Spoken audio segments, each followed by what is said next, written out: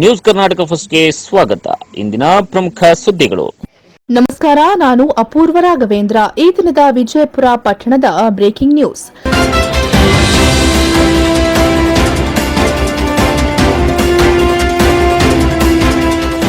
ಶ್ರೀ ಕ್ಷೇತ್ರ ಧರ್ಮಸ್ಥಳ ಗ್ರಾಮೀಣಾಭಿವೃದ್ಧಿ ಯೋಜನೆ ಬಿಸಿ ಟ್ರಸ್ಟ್ ವತಿಯಿಂದ ಚೌಡೇಶ್ವರಿ ಜ್ಞಾನ ವಿಕಾಸನ ಕೇಂದ್ರದ ವಾರ್ಷಿಕೋತ್ಸವದ ಸಮಾರಂಭದ ಸುದ್ದಿ ನಿಮ್ಮ ನ್ಯೂಸ್ ಕರ್ನಾಟಕ 1ರಲ್ಲಿ ವೀಕ್ಷಿಸಿ. ಬೆಂಗಳೂರು ಗ್ರಾಮಾಂತರ ಜಿಲ್ಲೆ ದೇವನಹಳ್ಳಿ ತಾಲೂಕಿನ ವಿಜಯಪುರ ಪಟ್ಟಣದ ಗಾಂಧಿ ಚೌಕಿನಲ್ಲಿರುವ ಆಶಿ ವೈ ನಗರ್ತ ಮಹಂತಿನ ಮಠ ಧರ್ಮ ಸಂಸ್ಥೆಯ ಸಭಾಂಗಣದಲ್ಲಿ ಶ್ರೀ ಕ್ಷೇತ್ರ ಧರ್ಮಸ್ಥಳ ಗ್ರಾಮೀಣಾಭಿವೃದ್ಧಿ ಯೋಜನೆ ಬಿಸಿ ಟ್ರಸ್ಟ್ ವತಿಯಿಂದ ಚೌಡೇಶ್ವರಿ ಜ್ಞಾನ ವಿಕಾಸನ ಕೇಂದ್ರದ ವಾರ್ಷಿಕೋತ್ಸವದ ಸಮಾರಂಭ ನಡೆಯಿತು. ಈ ಸಮಾರಂಭದಲ್ಲಿ ಉದ್ಘಾಟನೆಯನ್ನ ಚಂದ್ರಶೇಖರ್ ಹಡಪದ್ ನೆರವೇರಿಸಿ ಉಪನ್ಯಾಸವನ್ನ ನೀಡಿದರು. ವಿಜಯಪುರ ಪಟ್ಟಣದ ಜ್ಞಾನ ವಿಕಾಸ ಕಾರ್ಯಕ್ರಮದಲ್ಲಿ ಜ್ಯೋತಿಯನ್ನ ಬೆಳಗಿಸಿದ ಜ್ಞಾನ ವಿಕಾಸ ಸಮನ್ವಯ ಅಧಿಕಾರಿ ಶ್ರೀಮತಿ ವಿಜಯಲಕ್ಷ್ಮೀರವರು ಮಾತನಾಡಿ, ನಮ್ಮ ಸಂಸ್ಥೆಯ ದೇವನಹಳ್ಳಿ ತಾಲೂಕು ವಿಜಯಪುರ ಪಟ್ಟಣದಲ್ಲಿ ಸುಮಾರು 42 ವರ್ಷಗಳಿಂದ ಶ್ರೀ ಕ್ಷೇತ್ರ ಧರ್ಮಸ್ಥಳ ಗ್ರಾಮೀಣಾಭಿವೃದ್ಧಿ ಯೋಜನೆಯನ್ನ ಹಮ್ಮಿಕೊಂಡು ಬರುತ್ತಿದ್ದೇವೆ ಎಂದು ತಿಳಿಯಪಡಿಸುತ್ತಾ, ಹನಿ ಹನಿ ಸೇರಿದರೆ ಹಳ್ಳ, ತೆನೆ ತೆನೆ ಕೂಡಿದರೆ ಬಳ್ಳ ಎಂಬ ಆಡು ಮಾತಿಗೆ ಮತ್ತೊಂದು ಹೆಸರು ನಮ್ಮ ಶ್ರೀ ಕ್ಷೇತ್ರ ಧರ್ಮಸ್ಥಳ ಗ್ರಾಮೀಣಾಭಿವೃದ್ಧಿ ಯೋಜನೆ. 1988ರಲ್ಲಿ ಬೆಳ್ತಂಗಡಿಯಲ್ಲಿ ಶ್ರೀ ಕ್ಷೇತ್ರ ಧರ್ಮಸ್ಥಳ ಗ್ರಾಮೀಣಾಭಿವೃದ್ಧಿ ಯೋಜನೆಯೊಂದಿಗೆ ಚಾಲನೆಯನ್ನ ನೀಡಲಾಯಿತು.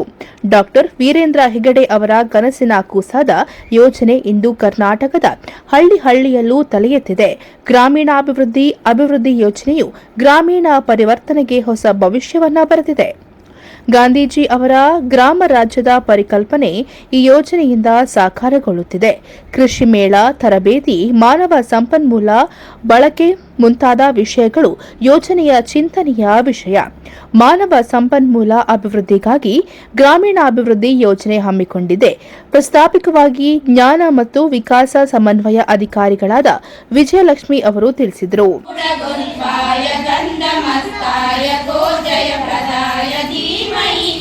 गुणातीताय गुणाधीशाय गुणप्रविष्टाय धीमहि एकदन्ताय वक्रतुण्डाय गौरीतनयाय धीमहि गणेशानाय बालचन्द्राय श्रीगणेशाय धीमहि. ತಪ್ಪಿಲ್ಲ. ಧರ್ಮಸ್ಥಳ ಗ್ರಾಮಾಭಿವೃದ್ಧಿ ಯೋಜನೆ ಮಾಡುವಂತಹ ಕೆಲಸ ಕಾರ್ಯಕ್ರಮಗಳಿಲ್ಲ ಅಂತ ಹೇಳ್ಬೋದು.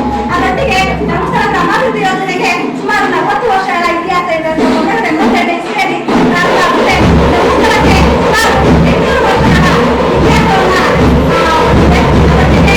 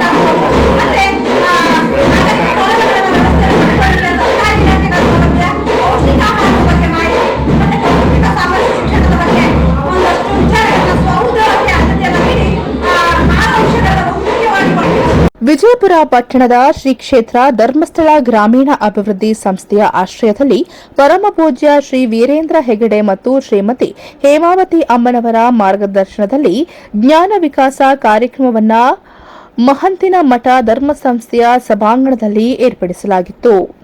ಈ ಕಾರ್ಯಕ್ರಮದ ಉದ್ಘಾಟನೆಯನ್ನ ಬೆಂಗಳೂರು ಗ್ರಾಮಾಂತರ ಜಿಲ್ಲಾ ಶರಣ ಸಾಹಿತ್ಯ ಪರಿಷತ್ತಿನ ಅಧ್ಯಕ್ಷರಾದ ಚಂದ್ರಶೇಖರ್ ಹಡಪತ್ ಉದ್ಘಾಟನೆಯನ್ನ ನೆರವೇರಿಸಿ ಮಾತನಾಡುತ್ತಾ, ತಾಯಿಯೇ ಮೊದಲ ದೇವರು. ತಾಯಿಗೆ ಹೆಚ್ಚಿನ ಗೌರವವನ್ನ ನೀಡಬೇಕು. ಕಂಕಣ ಕಟ್ಟುವುದು, ಕತ್ತಲೆಯಿಂದ ಹೊರಗಡೆ ಬರುವುದು, ಸಂಸ್ಥೆಯ ಉತ್ತಮ ಕೆಲಸಗಳನ್ನ ಗಮನಿಸಿ ಮಹಿಳೆಯ ಸಂಘಟನೆ ಸೇರಿದ್ದು ತುಂಬಾ ಶ್ಲಾಘನೀಯವಾಗಿತ್ತು ಎಂದು ತಿಳಿಯಪಡಿಸುತ್ತಾ, ಇಷ್ಟು ಜನರ ಮುಂದೆ ಮಾತನಾಡುವುದೇ ನನಗೆ ಸಂತಸ ತರುವ ವಿಷಯವಾಗಿದೆ. ಸಂಸ್ಕಾರ ಸಂಸ್ಕೃತಿಯನ್ನ ಬೆಳೆಸಿಕೊಳ್ಳಬೇಕೆಂದು ಕರೆಯನ್ನ ನೀಡಿದರು. ನಮ್ಮ ಕನ್ನಡ ನಾಡಿನಲ್ಲಿ ತುಂಬು ಹರಿಯುವ ನದಿಗಳಿಗೆ ಹೆಣ್ಣು ಮಕ್ಕಳ ಹೆಸರನ್ನ ನಮೂದಿಸಿರುವುದು ಸಂತಸ ತರುವ ವಿಷಯವಾಗಿದೆ. ಮೊಬೈಲ್ ಸಾಧನ ಎಷ್ಟು ಉಪಯೋಗವೂ ಅಷ್ಟೇ ದುರುಪಯೋಗವಾಗಿದೆ ಎಂದು ಕೂಡ ತಿಳಿಸಿದರು. ಹೆಣ್ಣು ಮಕ್ಕಳು ಜ್ಞಾನ ವಿಕಾಸನಾ ಕೇಂದ್ರಕ್ಕೆ ಬಂದಿರುವುದು ಸಂಸ್ಕಾರ ಎಂದು ಭಾವನೆ ವ್ಯಕ್ತಪಡಿಸುತ್ತಾ, ಹೆಣ್ಣು ಮಕ್ಕಳು ಮೂಢನಂಬಿಕೆ ಬಿಡಬೇಕು, ಆರ್ಥಿಕವಾಗಿ, ಸಾಮಾಜಿಕವಾಗಿ, ರಾಜಕೀಯವಾಗಿ ಬೆಳೆಯಬೇಕೆಂದು ಕರೆಯನ್ನ ನೀಡುತ್ತಾ ಸಾಮರ್ಥ್ಯವನ್ನ ಬೆಳೆಸಿಕೊಳ್ಳಬೇಕು ಎಂದು ಕರೆಯನ್ನ ನೀಡಿದರು. ಆ ಮಾಹಿತಿಯನ್ನ ಮನೆಗಳಿಗೆ, ಮನಸ್ಸಿಗೆ ಎಷ್ಟು ತಗೊಂಡು ಹೋಗಿದ್ದೀವಿ ಅಂತ ಮಾಹಿತಿ ತಗೊಳ್ತೀವಿ. ಪ್ರತಿ ತಿಂಗಳು ಮಾಹಿತಿಯನ್ನು ಕೊಡ್ತಾರೆ ನಿಮ್ಗೆ. ಯಾರು ನನ್ನಂತವರು, ವಿಶ್ವನಾಥ್ ಮಾಮ ಅಂತವರು ಅಥವಾ ಹರೀಶ್ ಅಂತವರು ಯಾರೋ ಬಂದು ನಿಮ್ಗೆ ಪ್ರತಿ ತಿಂಗಳು, ಅಥವಾ ಡಾಕ್ಟರು, ಪೊಲೀಸು ಯಾರ್ಯಾರೋ ಒಂದು ಮಾಹಿತಿಯನ್ನು ಕೊಟ್ಟಿದ್ದಾರಲ್ವಾ, ಆ ಮಾಹಿತಿಗಳು ಸುಮ್ಮನೆ ಕೂತ್ಕೊಂಡು ಭಾಷಣ ಮಾಡೋದಕ್ಕಲ್ಲ, ಅದು ನಮ್ಮ ಬದುಕಿಗೆ ಅರ್ಥ ಬರಲಿ ಅಂತ, ಬದುಕಿಗೆ ಒಳ್ಳೇದಾಗ್ಲಿ ಅಂತ. ಆ ಕೃಷ್ಣ, ಹಾಗಾಗಿ ನಮ್ಮಲ್ಲಿ ಒಂದು ಮಾತಿದೆ, ಯತ್ರ ನಾರಸ್ತು ಪೂಜ್ಯಂತೆ ರಮಂತೆ ತತ್ರ ದೇವತಃ ಅಂತ. ಎಲ್ಲಿ ಮಹಿಳೆಯರನ್ನ ಗೌರವದಿಂದ ಪೂಜಿಸ್ತಾರೋ ಅಲ್ಲಿ ದೇವತೆಗಳು ವಾಸ ಮಾಡ್ತಾರೆ ಅಂತ. ಹಾಗಾಗಿಯೇ ತಾಯಿಯನ್ನ, ನದಿಗಳನ್ನ, ಎಲ್ಲರನ್ನೂ ದೇವತೆಗೆ ಹೋಲಿಸಿರೋದು ನಾವು. ಆ ಕಾರಣಕ್ಕೋಸ್ಕರ ಆ ದೇವತೆಗಳ ವಾರ್ಷಿಕೋತ್ಸವ ಅಂದ್ರೆ ಎಷ್ಟು ಖುಷಿಯಾಗಿರುತ್ತೆ. ಅದು ಸುಮ್ಮನೆ ಅಲ್ಲ, ನೀವು ವರ್ಷ ಪೂರ್ತಿ ನೀವೇ ಉಳಿಸಿದ ಹಣ ಅಥವಾ ನೀವೇ ಒಂದಿಷ್ಟು ಜ್ಞಾನಗಳನ್ನ ಸಂಗ್ರಹ ಮಾಡಿಕೊಂಡಿರೋದು, ಅದೇನೇನ್ ಮಾಡಿದೆ, ಏನೇನ್ ಕಲಿತೆ, ಸಾಂಸ್ಕೃತಿಕ ಕಾರ್ಯಕ್ರಮಗಳು ಇವೆ ಅಲ್ವಾ ಮೇಡಮ್. ಆನಂತರ ಆ ಸಾಂಸ್ಕೃತಿಕ ಕಾರ್ಯಕ್ರಮಗಳು ಅಥವಾ ಒಗಟುಗಳನ್ನ ಹೇಳ್ತಕ್ಕಂಥದ್ದು, ಬೇರೆ ಬೇರೆ ಈ ಎಲ್ಲ ವಸ್ತುಗಳನ್ನು ಮಾಡ್ತಕ್ಕಂಥದ್ದು, ಇದರ ಒಂದು ಸಂಭ್ರಮದ ದಿನ ಅಂದ್ರೆ ಬಹಳಷ್ಟು ಖುಷಿಯ ದಿನ ಅಂತ ನಾನು ಭಾವಿಸಿದ್ದೇನೆ. ಇದೊಂದು ಕಲೆ, ಸಾಹಿತ್ಯ, ಸಂಸ್ಕಾರ, ಸಂಸ್ಕೃತಿ ಎಲ್ಲವೂ ಮೇಳೈಸಿರ್ತಕ್ಕಂಥದ್ದು. ಕಲೆ ಅಂದ್ರೆ ಸಾಮಾನ್ಯವಾಗಿ ಶಿಲ್ಪಕಲೆ ಬರ್ತದೆ, ಸಂಗೀತ ಕಲೆ ಬರ್ತದೆ, ಅಥವಾ ಸಾಹಿತ್ಯದ ಕಲೆ ಬರ್ತೀವಿ, ಎಲ್ಲವೂ ಕೂಡ ಕಲೆ. ಆ ಎಲ್ಲ ಕಲೆ ಯಾರಿಂದ ಬಂತು? ತಾಯಿ ಅಥವಾ ಗುರು ಅಂತ ನಾವು ಹೇಳ್ತೀವಿ. ಹಾಗೆ ತಾಯಿಯಿಂದ ಮೊದಲನೇ ಗುರು, ಜನನಿ ತಾನೇ ಮೊದಲ ಗುರು ಅಂತ ನಾವು ಹೇಳ್ತೇವೆ. ಹಾಗೆ ತಾಯಿಯಿಂದ ಎಲ್ಲವನ್ನು ಮಗು ಅಮ್ಮ ಅನ್ನೋದು ಎಲ್ಲಿಂದ ಕಲಿಯುತ್ತೆ? ಆಕಾಶದಿಂದ ಕಲ್ತ್ಕೊಂಡ್ ಬಂದಿರೋದಿಲ್ಲ. ಮೇಷ್ಟ್ರು ಕಡಿಮೆ ಕಲಿಸೋದು, ತಾಯಿ ಹೆಚ್ಚು ಕಲಿಸೋದು ಅಂತ. 6ನೇ ಕ್ಲಾಸ್ಗೂ ಅಥವಾ 1ನೇ ಕ್ಲಾಸಿಗೆ ಮಗು ಹೋಗುವಷ್ಟೊತ್ತಿಗೆ ಎಲ್ಲವನ್ನೂ ಕಲ್ತಿರ್ತಾಳೆ ತಾಯಿ. ಅದು ಅಮ್ಮ ಅನ್ನೋದು, ಅಪ್ಪ ಅನ್ನೋದು, ಊಟ, ನೀರು, ತಾರೆ, ನಕ್ಷತ್ರ, ಹಬ್ಬ, ಹುಣ್ಣಿಮೆ, ಇನ್ನು ಎಲ್ಲ ಶಬ್ದಗಳು ಅದು ಮಗು ಬರುತ್ತೆ. ಆ ಪದಗಳನ್ನು ಓದುವುದು ಹೇಗೆ, ಬರೆಯೋದು ಹೇಗೆ ಅಂತ ಬೇಸ್ಟ್ ಹೇಳ್ತಾರೆ ಅಷ್ಟೇ. ಈ ಕಾರ್ಯಕ್ರಮದಲ್ಲಿ ಸಾಂಸ್ಕೃತಿಕ ಕಾರ್ಯಕ್ರಮಗಳಲ್ಲಿ ಮಹಿಳೆಯರು ಗೀತೆಗೆ ಹೆಜ್ಜೆ ಹಾಕಿದ್ರು ಮತ್ತು ಕಣ್ಣಿನ ತಪಾಸಣೆ ಕೇಂದ್ರವನ್ನ ಏರ್ಪಡಿಸಲಾಗಿತ್ತು.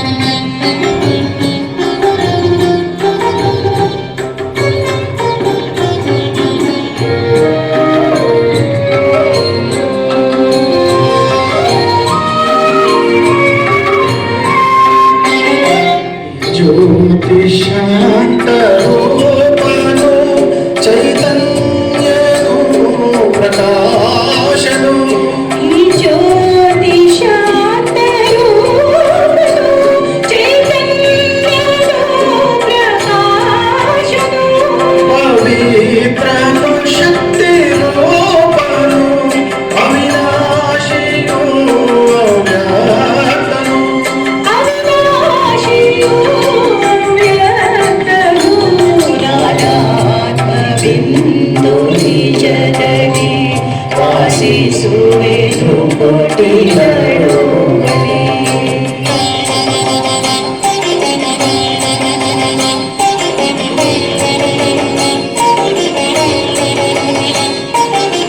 ಸಮಾರಂಭದ ಅಧ್ಯಕ್ಷತೆಯನ್ನ ಶ್ರೀಮತಿ ಮರಿಯಮ್ಮ ವಹಿಸಿದ್ರು.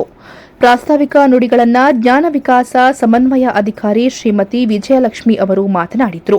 ಮುಖ್ಯ ಅತಿಥಿಗಳಾಗಿ ಆಶಿವೈ ನಗರ್ತ ಮಹಂತಿನ ಮಠ ಧರ್ಮ ಸಂಸ್ಥೆಯ ಗೌರವ ಕಾರ್ಯದರ್ಶಿಗಳಾದ ವಿ ವಿಶ್ವನಾಥ್ ಮಾಮ, ಧರ್ಮಸ್ಥಳ ಗ್ರಾಮೀಣಾಭಿವೃದ್ಧಿ ಯೋಜನೆ ಯೋಜನಾಧಿಕಾರಿ ಹರೀಶ್, ಶುದ್ಧಗಂಗಾ ಘಟಕಗಳ ಮೇಲ್ವಿಚಾರಕರಾದ ಪ್ರಸನ್ನ, ಸ್ಪರ್ಶ ಆಸ್ಪತ್ರೆಯ ಸಂಜಯ್, ಸೇವಾ ಪ್ರತಿನಿಧಿಗಳಾದ ಮಂಜುಳಾ, ನೇತ್ರ, ಅಕ್ಕಯ್ಯಮ್ಮ ಹಾಗೂ ಚೌಡೇಶ್ವರಿ ಜ್ಞಾನ ಮಹಿಳೆಯರು ಭಾಗವಹಿಸಿದರು. ರಾಜನಗರದಿಂದ ಜ್ಞಾನ ವಿಕಾಸ ಮಾಡಿದ್ರು. ಅಲ್ಲಿ ಬೇರೆ ಕಡೆ ಕಾರ್ಯಕ್ರಮ ಮಾಡಿದಾಗ ಅವರು ವೇಸ್ಟ್ ಪದಾರ್ಥಗಳಿಂದ ಎಲ್ಲ ಮನೆಗೆ ಅಲಂಕಾರಿಕ ವಸ್ತುಗಳನ್ನ ಮಾಡಿದ್ರು.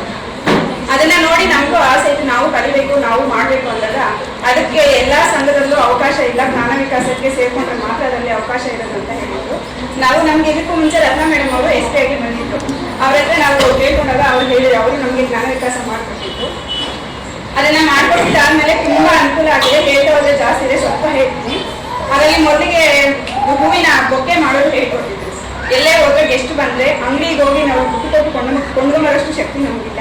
ಹಾಗಾಗಿ ಮನೆ ಹತ್ರ ಸಿಕ್ಕ ಹೂಗಳಲ್ಲೇ ಗುಚ್ಛವನ್ನು ಮಾಡಿ ಅದಕ್ಕೆ ಸ್ವಾಗತ ಮಾಡಬೇಕಾದ್ರೆ ಗಣ್ಯರಿಗೆ ಕೊಡ್ಲಿಕ್ಕೆ ಅದನ್ನು ಹೇಳ್ಕೊಟ್ಟಿದ್ರು. ಮತ್ತೆ ಸುಮಾರು ಆರೋಗ್ಯದ ಬಗ್ಗೆ, ಮಕ್ಕಳ ಬಗ್ಗೆ, ನೀರಿನ ಬಗ್ಗೆ, ಕಣ್ಣಿನ ಬಗ್ಗೆ, ಮತ್ತೆ ಗರ್ಭಕೋಶದ ಕ್ಯಾನ್ಸರ್ ಬಗ್ಗೆ, ಸ್ತನ ಕ್ಯಾನ್ಸರ್ ಬಗ್ಗೆ, ಹೀಗೆ ಹಲವಾರು ಇದ್ರ ಬಗ್ಗೆ ಚೆನ್ನಾಗಿ ನಮಗೆ ಮಾಹಿತಿ ಕೊಟ್ಟಿದ್ರು. ಮಕ್ಕಳಿಗೆ ಹೇಗೆ ಬೆಳೆಸಬೇಕು, ಅವರಿಗೆ ಹೇಗೆ ವಿದ್ಯಾಭ್ಯಾಸ ಕೊಡಬೇಕು, ಹೇಗೆ ಗೌರವ ಕೊಡಬೇಕು, ಎಲ್ಲರಿಗಿಂತ ಮುಖ್ಯವಾಗಿ ಹೇಗೆ ಮಕ್ಕಳಿಗೆ ಸಂಸ್ಕಾರವನ್ನು ನಾವು ಕಲಿಸಬೇಕು ಅನ್ನೋದ್ರ ಬಗ್ಗೆ ತುಂಬಾ ಚೆನ್ನಾಗಿ ನಮಗೆ ಮಾಹಿತಿ ಕೊಟ್ಟಿದ್ರು.